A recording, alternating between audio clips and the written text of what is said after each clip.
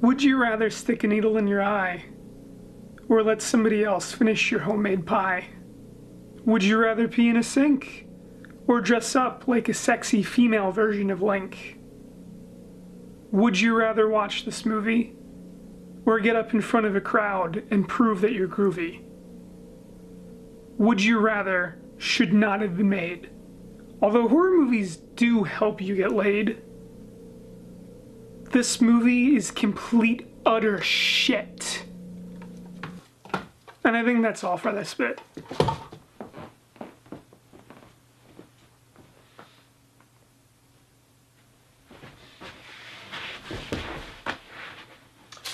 Would You Rather is a 2012 shock horror movie financed and directed by David Levy.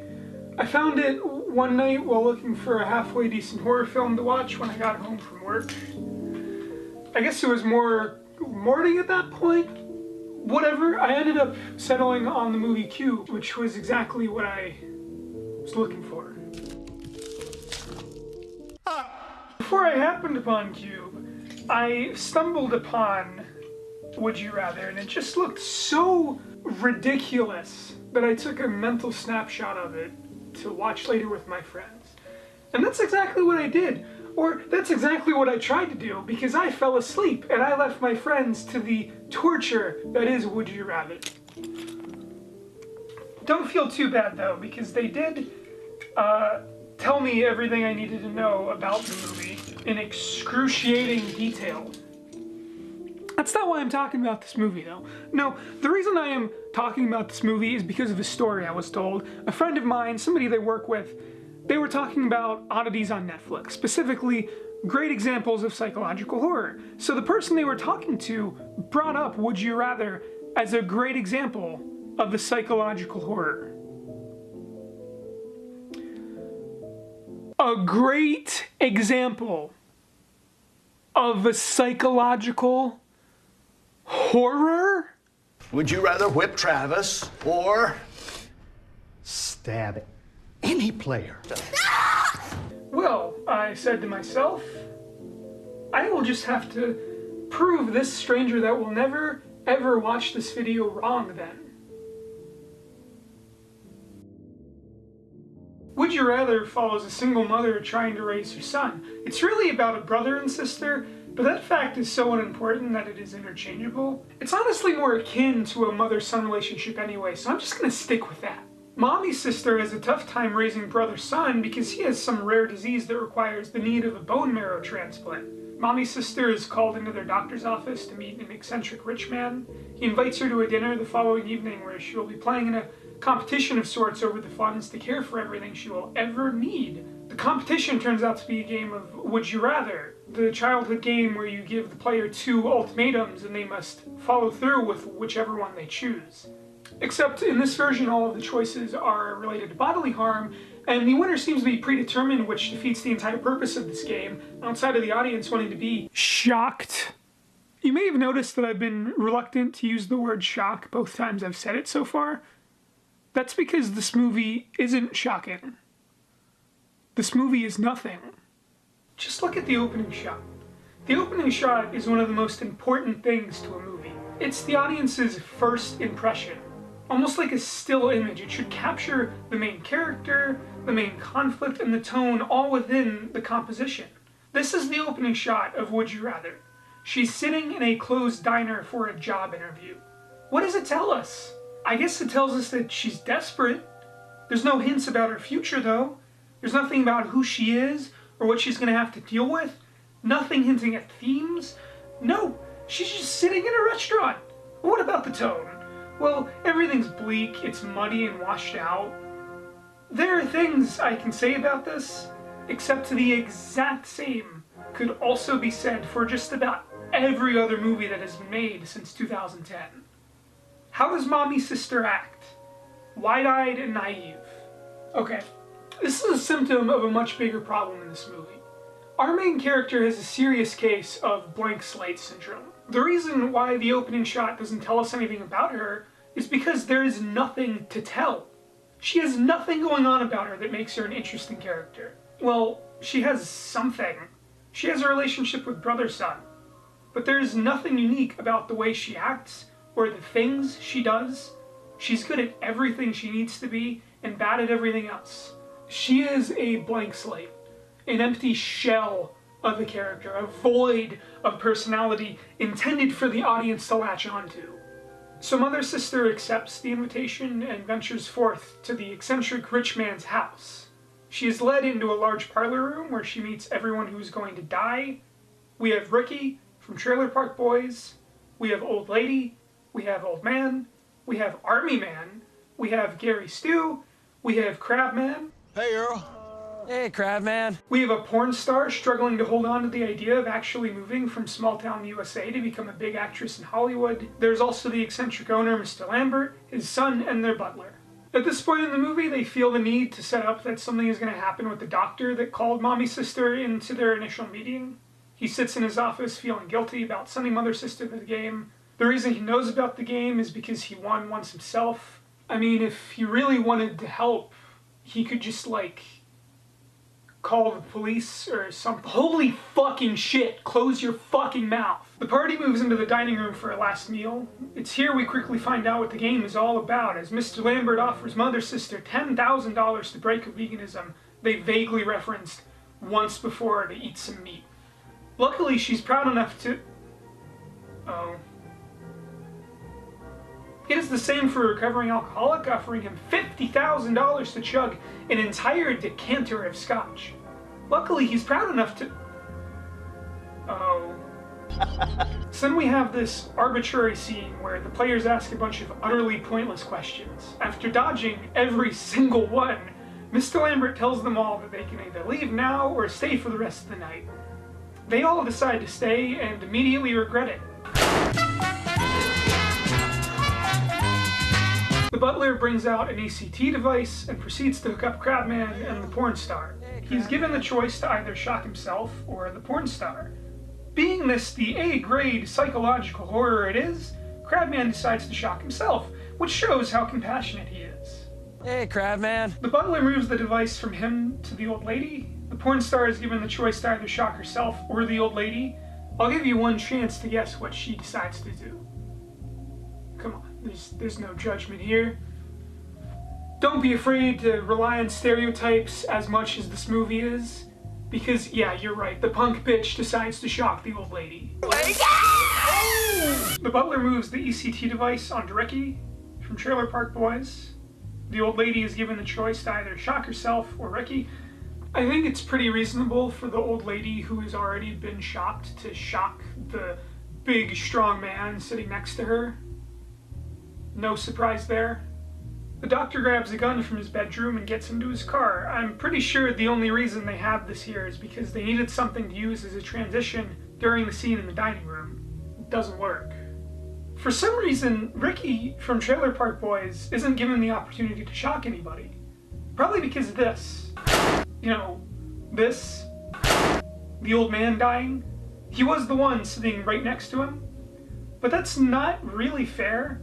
They should have given him the chance to shock the army man. I mean, it's not like the game matches would have been messed up. Like, look at this. If Crabman could shock himself or her, then she could shock herself or the old lady, and the old lady could shock herself or him, he should have been able to shock himself or the army guy. It wouldn't have messed with anything. I know why he couldn't get the chance to shock anybody. It's because the prop couldn't reach around the table. The army man shocks Gary Stu. This might not seem so unreasonable if you haven't seen the whole movie, but it is. It really is. Later in the movie, they try to portray him as a good guy, a selfless type, and yet here he is, shocking a stranger sitting next to him. Gary Stu whispers over to the main character that he's not going to shock her. The entire table is able to hear this. This happens again later, too. I don't know why they whisper. They are all way too close for that to have been private. Maybe in this scene it was to console her, but he could have just said that out loud. In fact, I'd wager telling her this in confidence would make her feel better than trying to hide it. He shocks himself, the mother sister shocks herself, and that leaves the total tally like this. We go back to the doctor who continues his drive. I can't risk playing it but if you watch this movie and get to this point, there's some very ominous music playing in the background. It sounds kind of like...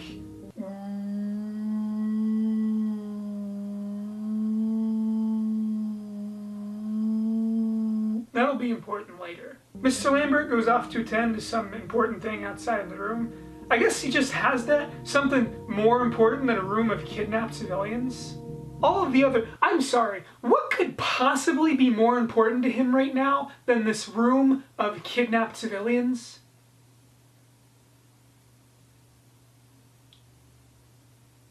A second room of kidnapped civilians. God, that would have made this movie amazing. It would have been so funny if you just left this whole group of strangers and went into another room with another group of strangers. God, this movie sucks. All of the players whisper loudly about the potential to overpower the gunman. Lambert's son comes in and starts taunting them. The main character asks yet another pointless question that has already been dodged by Lambert himself. Why are you doing this? I don't know what she expected. It's a valid question, one that should probably be answered before the end of this movie. It's not. Mother's sister tells Lambert's son that he's... You're fucking crazy. Then the army man tells him... How about you show us a little respect, huh? Quick, do you want to guess which comment garners more hostility? After he leaves, the porn star chimes in with one of her 4 lines and delivers it exactly how you would expect. That was incredibly stupid, Travis. Look around you. The doctor pulls into the mansion's driveway and then he enters the grounds. I don't think the main character is in this shot. Seriously, look at it. She would be here, but as the camera moves, I don't see her at all. When it cuts, it's like she's slumped down in her seat, but I really do not see her in this shot. Not even a frizzled hair or string of fabric. She's just not in the seat. Mr. Lambert makes a joke about needing to use the bathroom. Oh, does anyone need to use the restroom or anything? I'm just joking. I'm starting to wonder if that was a jab at the main actress holding up production. The director could have... Nay, it seems like he did film this shot without her. It probably saved him a little bit of time, too. So I'm going with that. Imagine being this actress and seeing this scene for the first time on the night that this movie premieres. All your little co-stars are snickering behind you. The director gives you one of these. God, what professionals! For this round of the game, each person is given the option to whip the army man or stab the person next to them in the thigh. They make a big deal about how stabbing someone in the thigh is deadly because it has a major artery. This is used to justify whipping the army man to his death. He even tells most participants to whip him because he was in the army and he can take it. But remember when he chose to shock the stranger next to him? Fine. It's a movie. The problem with this is Gary Stewart is a doctor. He should rightfully know the basic anatomy of the thigh. Obviously, every person is different, but in general, the artery is located around here. So my question becomes, why not stab where the bone is? I can't actually find any information about whether that's better or not. But judging off of the anatomy of the thigh, it seems like it would be less risky. But I'm not a doctor, so I don't actually know. Just like the writers of this fucking movie didn't know, so they should have written a different scenario. They all mostly whip the army man. Ricky from Trailer Park Boys decides to stab the old lady because she's paraplegic and won't feel it. Of course he hits a major artery, and the old lady slowly dies next to him. He does a decent job of acting guilty, trying to do his best of helping her, until the filmmakers completely forget that happened at all. The old lady attempts to stab the porn star, but she hits her arm away. That somehow counts as her turn. I'm going to repeat that. That somehow counts as her turn. If I was running this game, I would not have counted that. I probably would have had somebody hold her down and let the person who chose to stab her get a fair go at stabbing her. I mean, the round is, would you rather whip the army man or stab the person next to you? It's not, would you rather whip the army man or try to stab the person next to you? What if the army man had done something to prevent somebody from whipping him? You already had rules addressing how much force you had to use when you're whipping his back. No. That won't count. But you never thought, these people are definitely going to try and protect themselves from being stabbed. Maybe I should do something to make sure that they can be stabbed. I mean, what was your plan if somebody decided to throw the headband off before they could be shocked? Hell, I would have even given them a penalty for that. I mean, think about it. If you're the crazy rich asshole running this game, anybody who defends themselves from the violence should be punished. You could have them cut off a finger, cut off an ear, pull a tooth out of their gums, something. Give me something. Something entertaining, something fun to watch. Violent, horrific, whatever, just something. No, instead, you know what he does? Instead, he gives her the liberty to get away with even more. Can I stab her anywhere? I'll allow it. Yes, I said that right. He gives her permission to stab anybody in the room, anywhere she wants, below the shoulder. I understand the point of these kinds of characters. They're to make everybody else go into a frenzy to stop trusting each other. And that makes sense in a movie like Battle Royale, where the characters already know each other, already trust each other, already have respect, have a relationship. These people are being held at gunpoint to make sure that they do what they choose. So when Mr. Lambert tells porn star that she can stab mother sister anywhere below the shoulders, it's like a death sentence. It's like they're choosing the winner of this game. And if that's the point, why are they doing this? Why not just kidnap people and torture them? What is... Crabman, the compassionate one, decides to whip the army man, and this is what kills him. The old lady dies of blood loss too. Mr. Lambert gets ready to leave again to attend whatever the fuck is more important than this, and the tally looks like this. At this, the remaining crew decide to try and overpower the gunman. This is one of the most poorly choreographed fights I have ever seen in a movie, and I'm going to try, as best as I can, to break it down. Gary Stu beats the table, and this is their signal to revolt. Crabman and Gary Stu attack the man that's behind them.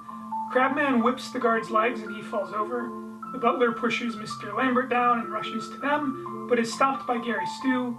Mother sister jumps up and runs to the exit. The guard pushes Crabman down and the butler tackles Gary Stu. In this shot, we can clearly see mother sister touching the door. Remember that? The porn star is shown hiding by the wall. It doesn't show her getting up to the wall, but it also doesn't show Mr. Lambert's son until this shot, so I don't think we can expect that much from this movie. At first I thought Ricky from Trailer Park Boys was doing nothing, but after rewatching the scene so many times, I think he's trying to get at Mr. Lambert's son under the table. Somehow, Gary Stu overpowers the butler and starts beating him. Look at this. It's so convincing. So now we get back to Mary Stu, the one who was touching the door in the shot long before this. Well, yeah, she's finally at the door and she almost manages to get it open, but then the guard that took Crabman down manages to stop her. She stabs his arm with the knife from the last round of the game and flees the room looking like a floppy muppet. The guard stumbles after her. I don't know why he's stumbling like this. He was stabbed in the arm. Crabman whips him onto the ground and then leaves. Oh wait, I meant that he walks to the other side of the room to whip Mr. Lambert, who is holding a gun on him. Why? Ricky from Trailer Park Boys just continues to lay there doing nothing. It's not like he has anybody or that anybody has him. Why didn't he leave? Why didn't the porn star leave? The armed gunmen were only after Crabman and Gary Stu. Every person in the scene could have made it out, excluding Gary Stu, but no. The only person who managed to escape was Mary Sue, was mother's sister, so all the armed guards go after her. And look, I'm not stupid. I understand that this scene was edited in a way that you got to see everyone's perspective from this very brief moment. I get that the character placement is inconsistent because it's jumping around the timeline, but that doesn't excuse the choices most of these characters make. Like Crabman walking across the distance of this entire room while somebody has a gun pointed at him. Or the porn star just backing against the wall or Ricky from Trailer Park Boys just being on the ground. If this was edited in chronological order, I feel like it would have been more hectic. It would have been more of a mad rush. As is, it just leaves you questioning why these people are doing these things. It takes you out of the madness.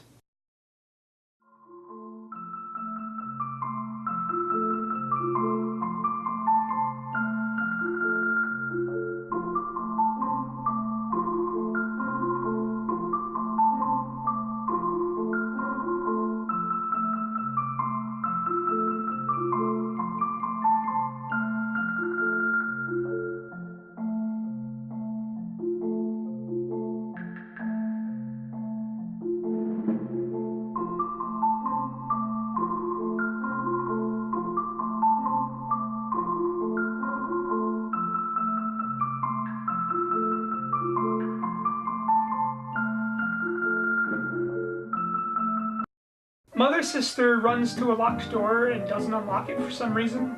She's inside the house. I mean, I don't think I need to explain to anybody how locks work. Is this back door in their kitchen unable to be unlocked from the inside?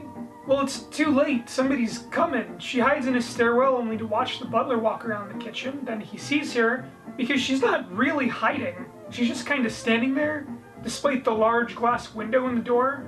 She heads down and he has a suspicion, but leaves it be for some reason.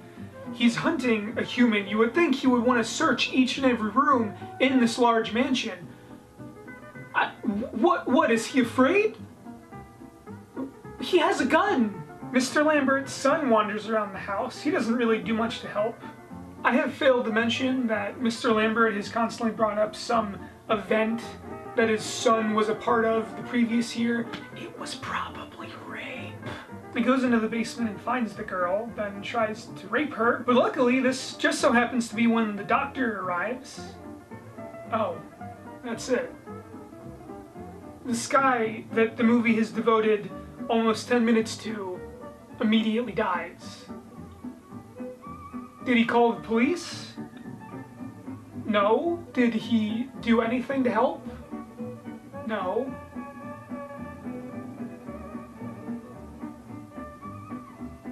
This is a really great example of a psychological horror movie. Mother sister is brought back to the dining room and we get into the final round. She feigns compassion for Crabman as Mr. Lambert goes to check on his son. Then we're graced with another exceptional example of the porn star's acting abilities. Do you get it now? They're not gonna let us just leave. I should probably mention that at this point, Lambert's son isn't in the movie anymore. He's just out. He's just completely out. Nobody mentions him. Nobody references him again. It's like he didn't even exist. It's almost like he wasn't even important to be in the movie. So the last round comes between Ricky from Trailer Park Boys, the porn star Gary Stu, and Mary Sue. They are given the choice to either hold their breaths in a dunking barrel for 2 minutes, or whatever task is contained within an envelope set before them. Ricky from Trailer Park Boys gets to start this one. This is one of the only scenes that reveals anything about any of the characters, so you better cherish it while it lasts. It was mentioned a single time before that Ricky from Trailer Park Boys was the high-stakes gambler, so in this scene he mulls over the choice to himself, trying to consider what Mr. Lambert's thought process might have been. He ends up choosing the card, which is to let a firecracker go off in his hand. Easy enough, right? Nope. He's presented with a comically sized firecracker, which is more like a small stick of dynamite. Still though, not anything that would kill him. That is, unless he suffered a heart attack. Oh, God. How convenient.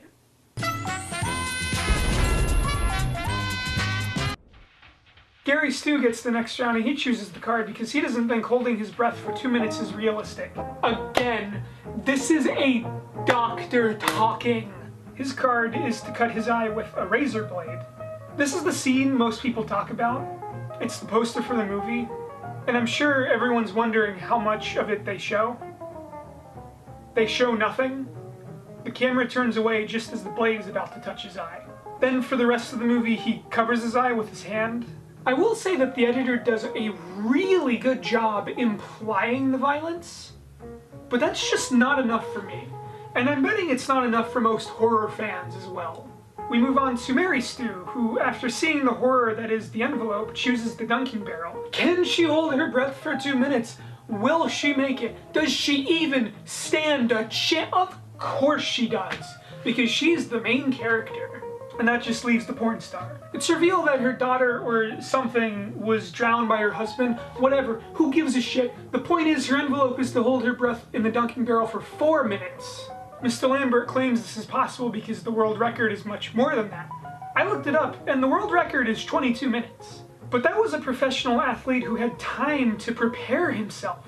I'm betting most people would need to be resuscitated from 4 breathless minutes. The butler shoves her face into the water before she even has a chance to get a deep breath. She starts flailing about soon after, and this is what I mean by they are selecting a winner. She dies, thank God. The very last round comes between Mary Sue and Gary Soup and is determined by a coin toss. Why not anything else?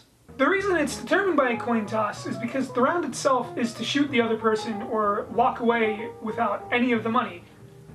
Why not anything else? This is the best you could come up with. What do you do if the guy who won the coin flip shoots the other guy in the arm? What do you do if they shoot the guy in the foot?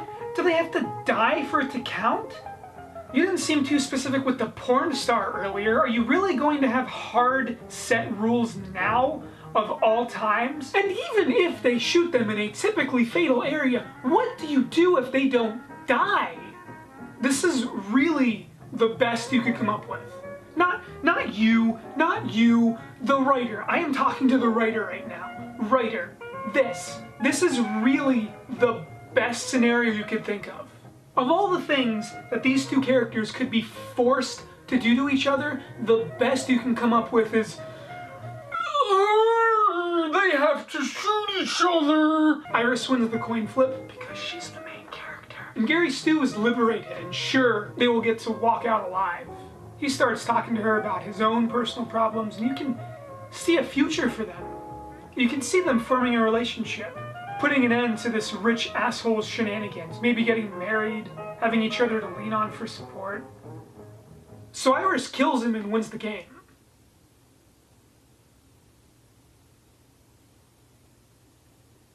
And then she returns home and finds that her brother, the reason she's been doing all this, her brother killed himself.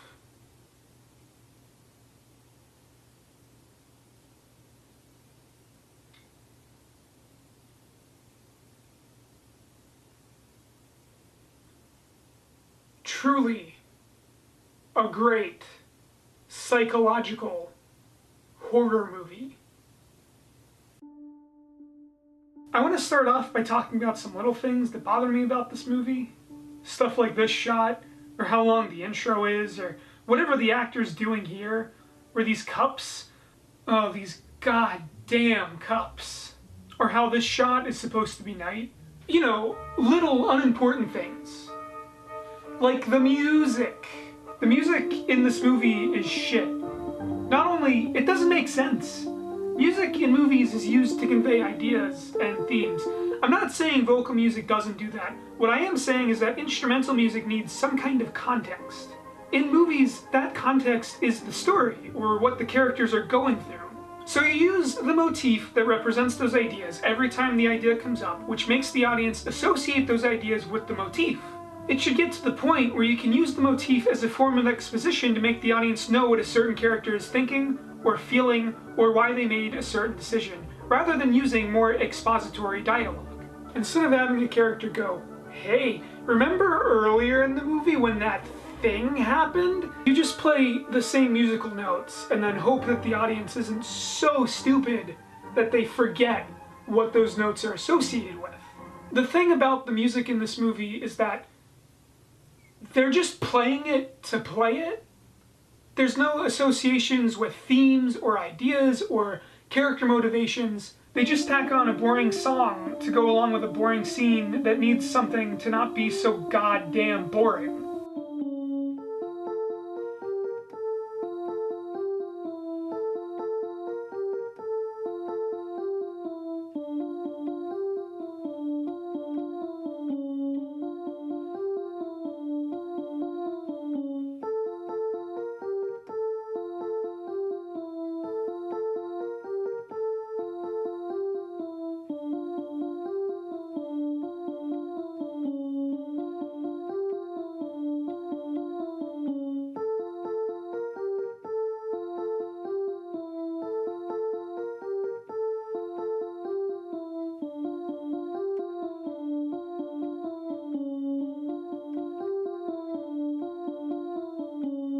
So then we have these scenes late into the film that use these songs like they mean something, but they don't. We haven't been trained properly to think back to an idea.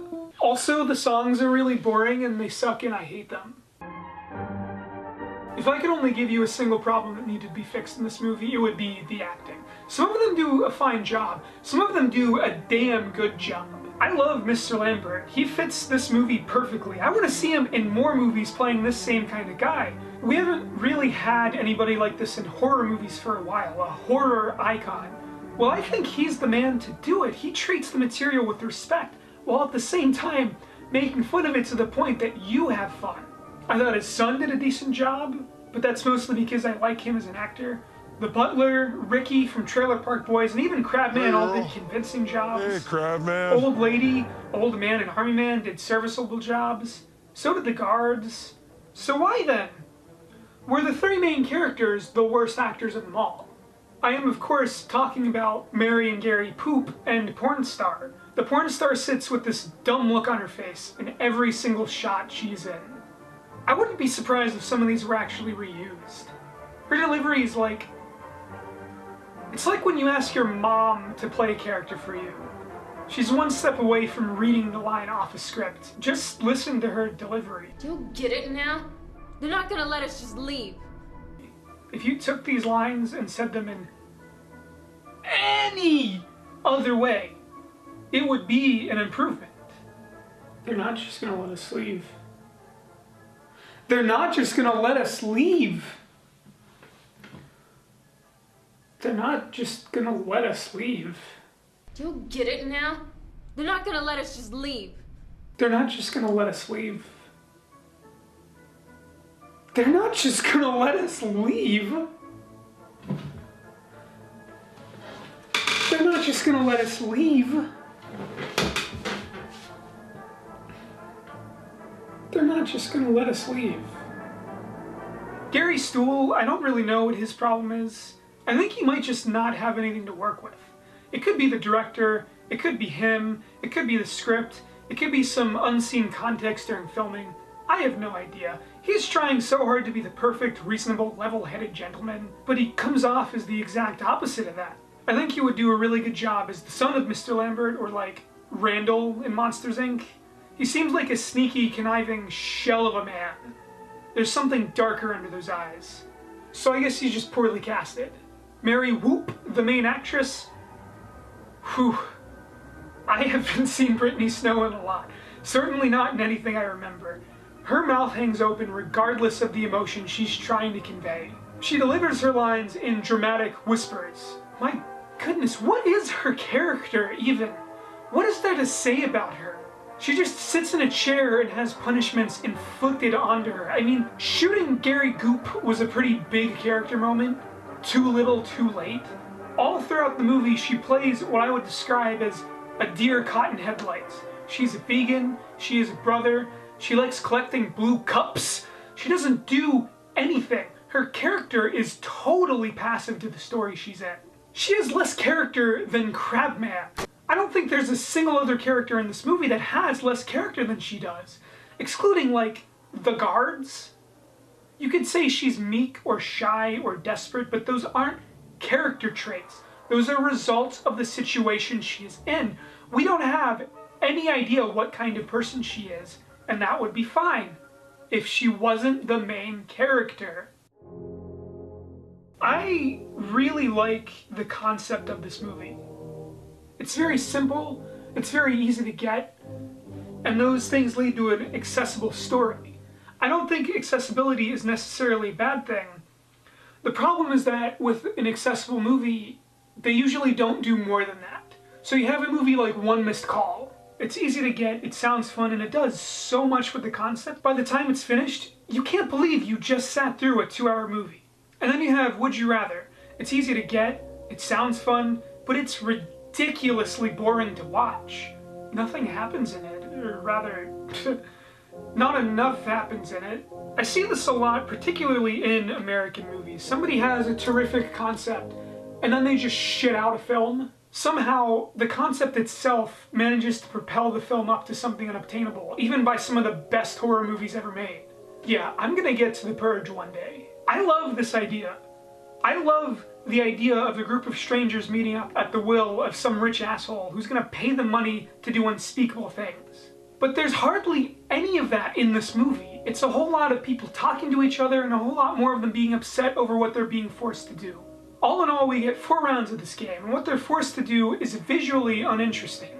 One round they shock each other, one round they either stab their neighbor or whip the army man, the next round they pick the mystery box or drown themselves for 2 minutes, and the last round, if you can even call it that, is a coin flip over shooting rights. This movie needed to add 3 or 4 more rounds to keep it interesting. More importantly, it needed escalation. The first round of this game already has them doing something to each other that could potentially cause death. Because of this, the future rounds all feel the same.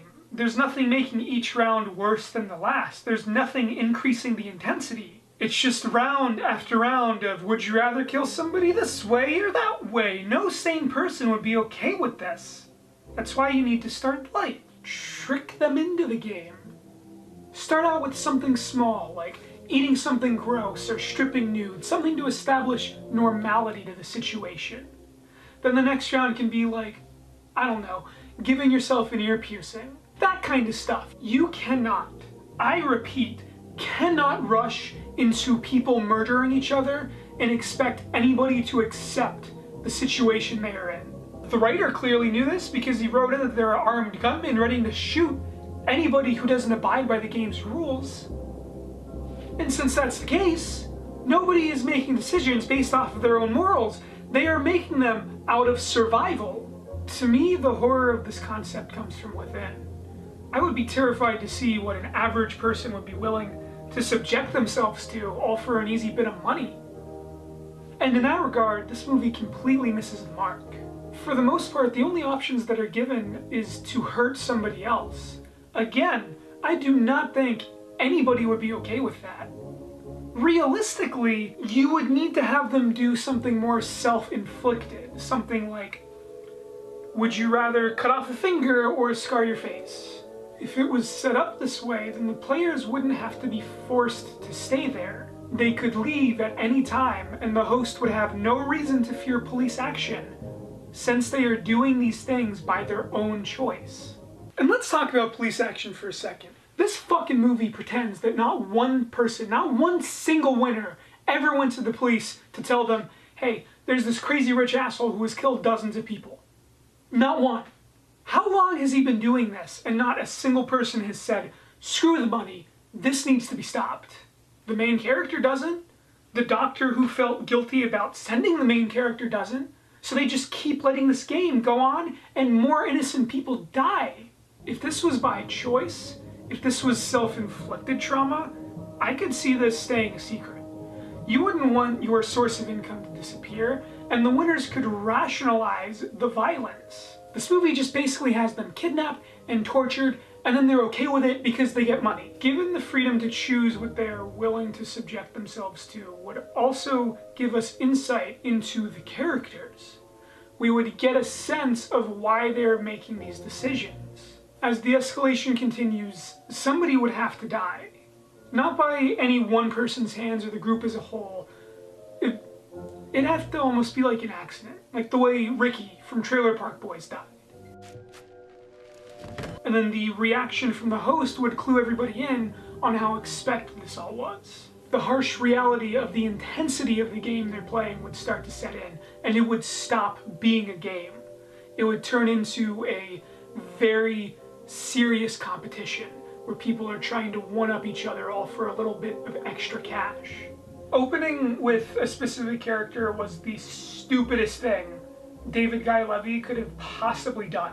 Now we have a main character, and that means she's the hero, that means she'll win. We did not need to see her motives for joining the game. We did not need to see how she got roped into it. We did not need her to introduce us to the seedy underbelly of the rich. We did not need any of this. I imagine someone like Quentin Tarantino or Drew Goddard making this movie. They would have opened it here, in the scene where all the players first meet.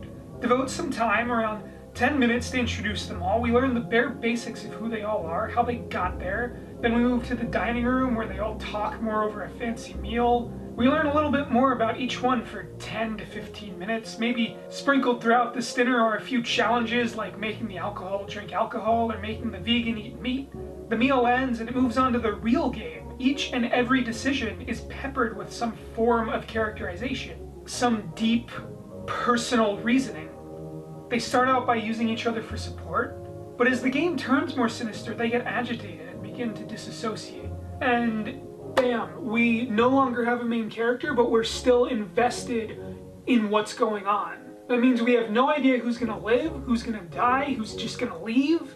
It means we get more tension. When Mary Shue inevitably wins and returns home to find her brother, the one she's been doing this all for, has killed himself, that would mean so much more for the audience. It's just too bad that this movie plays out in a completely different way. It all feels so pointless. We know she's gonna win, so there's no reason for us to be watching these violent acts except for the violence itself. But this movie's not even violent! The violence in this movie is so tame. Nothing is shocking. Nothing is upsetting. It's clear to me that they were trying to ride the wave of torture porn, ushered in by the likes of Saw and Eli Roth, but those movies actually have something to show for it. The worst thing they show in this is some blood pulling out of an old woman's leg. For a movie that sells itself on its grotesque display of graphic violence, I was expecting a lot more.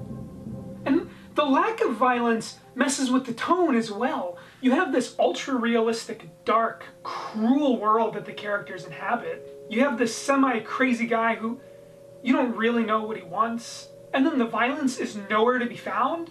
If it wasn't for the old woman's leg, this probably could have been PG-13. I don't believe what's going on because I don't get to see the harsh consequences to these actions. It feels like a cartoon. It just cuts away, and then we the filmmakers forget about the moment that we were expected to be shocked by mere seconds ago. It's like it didn't even happen. They build up this horrible scenario and then don't trust your maturity enough to actually witness the outcome. I hate this movie. It's not good. It's not a good horror movie. It's not a good psychological horror movie. It's not good for violence. It's not good for characters. It's not silly enough to be entertaining. It's not gross enough to be fascinating. It is a total waste. And I feel so bad because this concept is so good. They just don't do anything interesting with it. This movie isn't worth watching for any reason. And if you think it's good, I really hope I changed your mind, or at the very least, open your eyes to some of its problems. I'm not one of those people like, oh, this is my opinion. If you can like something that I think is bad, more power to you. No. I would like people to stop praising bad things, because then bad things will stop being made.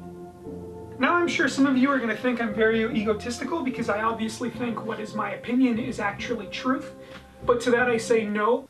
Scooby-Dooby-Doo, we're changing our lives, Ruby, Ruby, Roo. That's right. I just watched Scooby-Doo 2, Monsters Unleashed the other night. Sue me.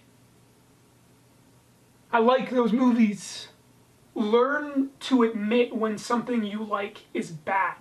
There are so many bad movies that I like, but I am going to tell you that they are bad. All it takes is a certain level of humility, a certain level of self-awareness, which is yet another thing that would have improved this movie.